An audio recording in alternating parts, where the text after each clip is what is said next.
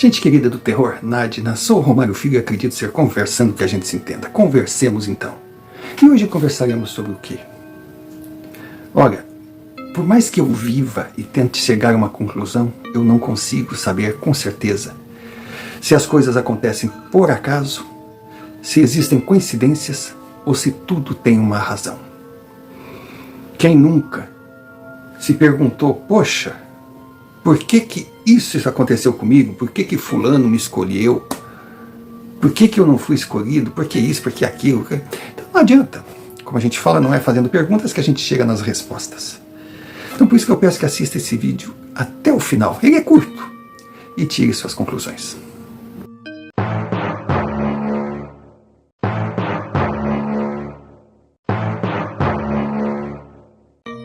Senhor Romário, eu sou policial, meu nome é Michel. E logo que me formei, fui designado para uma cidade muito pequena no interior, é o que eu posso dizer. Chegando lá, claro, recebi todas as instruções, fui engajado na tropa e determinaram uma ronda que eu teria que fazer, que na verdade era uma área específica, que ficaria sob minha responsabilidade, mas uma responsabilidade tranquila, porque na cidade não acontecia absolutamente nada. Não sei, uma briguinha ou outra de casal, briga de boteco, um roubo de bicicleta, coisas banais. E eu lembro que eu estava fazendo a minha ronda, motorizado, né, na minha bike, andando pelas ruas. E quando eu passei por uma casa abandonada, na esquina, eu vi a figura de uma criança me olhando. A casa, apesar de abandonada, mato alto, tinha uma cerca. E ele estava dentro da cerca, mas não tinha portão. Dava para entrar. Ele me olhou. Aí eu estranhei, pois uma criança numa casa abandonada. Parei quando eu fui falar com ele. Ele virou as costas e saiu andando por dentro do terreno. Eu estranhei, né? Meu instinto de policial, pedindo pelo amor de Deus que acontecesse algo diferente, andando fora das minhas pedaladas, me fez descer e ir entrando. Então, a casinha era tipo essas casinhas comuns, tipo casa popular, mas tinha uma areazinha. Aí eu fui entrando, passei pela frente, entrei à esquerda, a criança seguiu, eu estava vendo ela ainda até o final do quintal. Aí eu dizendo, garoto, ô menino, o que tu está fazendo aí? O que tu está fazendo aí? De repente, ele desapareceu na minha frente. Tinha uma árvore ao lado, o mato estava pegando, tinha uns entulhos. Eu disse, esse piá está me tirando. Ele se escondeu. Fui, procurei e não encontrei. E ele não tinha como sair, porque, como eu disse, a casa era cercada. Saí dali e disse, meu Deus do céu, acho que eu vou parar de tomar minha cachaçinha na hora do almoço. E segui. Terminei minha ronda, fui para casa. No outro dia, ainda pensando no que tinha acontecido, fui passando por aquela casa, lá estava o menino de novo. Eu digo, não é possível. Aí eu acelerei a minha abordagem, né? Já larguei a bicicleta e fui correndo. Ele virou, saiu, fez o mesmo caminho, eu fui atrás. Quando cheguei, ele não estava mais lá. Aí bateu o pânico. Eu digo, que raios é isso? Foi quando eu voltei para a corporação e fui falar com o meu comandante, dizendo que tinha acontecido algo estranho na minha ronda, eu não sabia o que fazer. Ele meio que se assustou, porque ele não era acostumado com esses incidentes. E aí eu expliquei. Só que o comandante tinha um ajudante de ordem, que ficava ali na mesa dele ao lado, fazendo anotações, enfim. Aquela burocracia de sempre. E ele meio que se segurou para não rir. Foi quando o comandante virou para ele e perguntou, alguma coisa engraçada aqui, soldado? Ele, não, desculpa, comandante, mas ele está falando na casa que é perto da minha casa, que não era novidade nenhuma, ali tudo era perto, a cidade era um ovo. Mas a casa é do seu Argimiro. Aí eu virei, tá, mas quem é Argimiro? O seu Argimiro era um pedreiro, um cara, gente boa, que ele morava com a família. E do jeito que o senhor está falando, eu pensei, será que ele está falando do Zeca? O meu olhar se confundiu com o do comandante, aí nós olhando, quem é Zeca? Ele falou que, bom, eu era menino, o Zeca era meu amigo, e de repente o Zeca desapareceu. Nossa, foi um grande alvoroço na cidade, procuraram de todas as formas, mas não teve jeito. E o Zeca não era uma criança de sair de casa, ele normalmente ficava dentro do pátio. Foi quando eu perguntei quantos anos tinha esse Zeca. Ah, deixa eu ver, eu tinha 5. O Zeca devia ter 7 ou 8, uma coisa assim, ele era um pouco mais velho que eu. Aí eu, sabe, me deu aquela coisa, tem alguma foto do Zeca? Eu não tenho. Mas eu sei que teve reportagem no jornal da época lá, de repente tu pode encontrar. Aí eu olhei pro comandante, o senhor me permite fazer essa pesquisa? Ele, fique à vontade. Não sei onde você quer chegar, eu digo, eu também não sei. Mas eu sei que eu vi uma criança. Aí eu fui no jornal. Aí fiz mais ou menos a soma, o ajudante de ordem devia estar com 20 para 21 anos. Então ele disse que o Zeca podia ter 7, 8 anos. Então eu fiz uma pesquisa de jornais de 12 anos antes. Agora não precisou dar muitos detalhes não, que ali no jornal tinha os proprietários, que eu acho que eram mais velhos que a cidade, e lembravam da história, que deu grande repercussão. E eles foram, e realmente, pegaram para mim e disseram, essa aqui é a foto do Zeca. Quando eu olhei, eu fiquei pálido. Aí o senhor disse, parece que tu viu um fantasma? Eu disse, eu acho que eu vi mesmo. Eu posso levar essa foto? Pode sim. Ele foi lá, tirou uma xerox, me deu. Aí eu cheguei no quartel e disse pro comandante, comandante, esse aqui é o menino que eu vi. Aí o ajudante olha, esse aí é o Zeca. Mas ele deve estar adulto. Não, ele é uma criança. Eu vi esse menino. Bom, tecnicamente eu estava ficando louco. Mas, por que não investigar? O comandante liberou uma viatura para eu ir na casa. E chegando lá, nós começamos a fazer uma varredura e tira os entulhos, tira isso, tira aquilo, do local ali onde o Zeca, seja lá quem for, sumia na minha frente. Tinha o que restou de um poço. Quando nós vimos aquele poço, eu digo, meu Deus do céu, sério, tem coisa aí. Poço abandonado, cheio de tábua em cima. Tiramos tudo. E pasme, eu fiz questão de descer. Eu encontrei os restos mortais de uma criança lá no poço. E o mais engraçado, que ao lado do que sobrou do corpinho do menino, tinha um chapéu desses antigos, já todo imundiciado, uma sobra de chapéu. Claro, levei tudo pro quartel, aí o comandante cuidou dos trâmites normais, porque havia o corpo de uma criança aqui. Alguém deveria querer resgatar. Nisso, fizeram uma pesquisa e encontraram o seu Argemiro, que na época que o filho tinha falecido, ou sumido, estava com 30 e poucos anos. Então o seu Argemiro estava bem acabado, a imagem dele não era assim muito saudável, mas ele devia ter entre os seus 50 anos, talvez menos, mas estava destruído pela manguaça. Aí quando ele chegou naquele poço, quando ele viu a sobra, ele ajoelhou e chorava, meu filho, o que fizeram contigo, meu filho. Foi quando eu perguntei, por que o senhor disse que fizeram? Ele pode ter caído acidentalmente. Não, meu filho, ele nunca chegaria na beira desse poço. Pelo simples fato que eu disse para ele não chegar, ele me obedecia, tanto que a casa não tinha portão e ele não saía. Meu filho não caiu. Foi quando eu falei do chapéu. Ele usava um chapéu assim, ele... O Argemiro, como assim chapéu? Eu disse, olha, está na delegacia. Nós entregamos direto para o delegado. Ele foi e viu aquele chapéu. Ele não falou nada. Pegou os restos mortais do filho e levou para a cidade onde morava. Quieto. A sua vida foi destruída naquele dia. Levaram o filho, que era grande riqueza. Com o sumiço da criança, o casamento que ele tinha com a dona Aurora, simplesmente não teve mais uma maneira de tentar salvar. Ela se separou dele, porque disse que ele era um irresponsável, que a culpa foi dele, que deixou a criança dentro de casa, uma casa sem um portão, para testar se a criança obedecia a ele, e alguém pode ter invadido, sabe aquela coisa toda? Pois é. Seu Argemiro não deu um pio. Passado uma semana, o irmão dele, mais novo, Nelson, recebeu a visita do irmão mais velho. Segundo consta as testemunhas, teve uma conversa muito rápida e seu Argemiro sacou da arma e descarregou do irmão. O chapéu era do Nelson.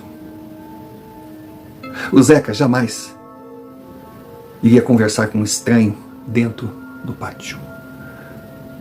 Não, o Zeca realmente era um menino obediente.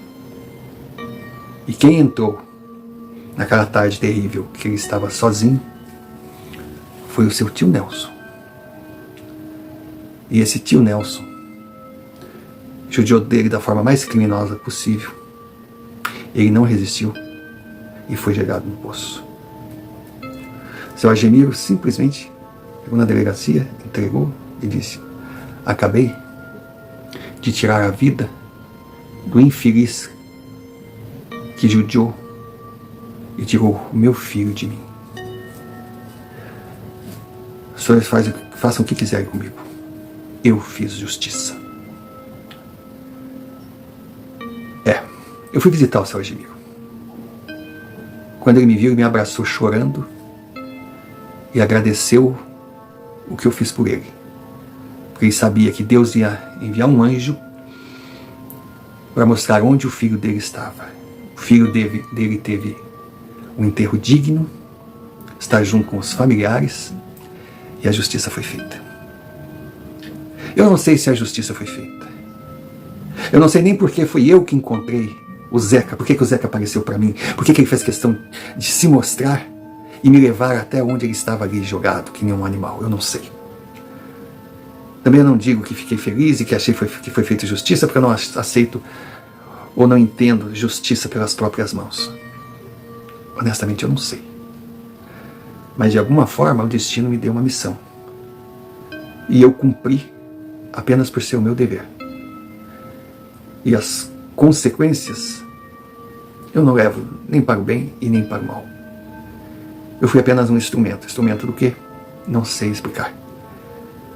Mas carreguei essa passagem durante 26 anos. E agora resolvi contar. Não sei o que irão pensar a respeito. Podem até dizer que é mais uma lenda de roceiro, uma lenda do interior. Que seja. Mas eu sei o que vivi. Embora não saiba explicar por quê. O Zeca me levou até o seu túmulo provisório e de alguma forma ele me mostrou o que aconteceu com ele e quem foi o responsável.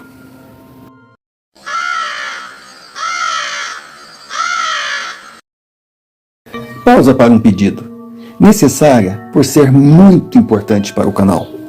Se você ainda não é inscrito, inscreva-se, deixe o seu like, comente, compartilhe, clique sino de notificações para receber mais vídeos produzidos por nós. E se achar que merecemos, envie-nos um Pix, QR Code na tela, como também a chave. Você escolhe o caminho. Qualquer quantia será bem-vinda. Importante também é que você lembre de hypar o vídeo. E se desejar se associar à Confraria Nadina, será muito bem-vindo. Seja membro por apenas R$ 4,99. Em troca, nós não temos muito a oferecer, mas já existe uma grade de vídeos extras exclusivos para os membros. E é claro que não podemos deixar de agradecer sempre aqueles que enviam os seus relatos via e-mail, o e-mail que está aqui na tela. São essas experiências o combustível que move a engrenagem. Dado o recado, voltemos ao relato. E desde já deixamos o nosso muito obrigado.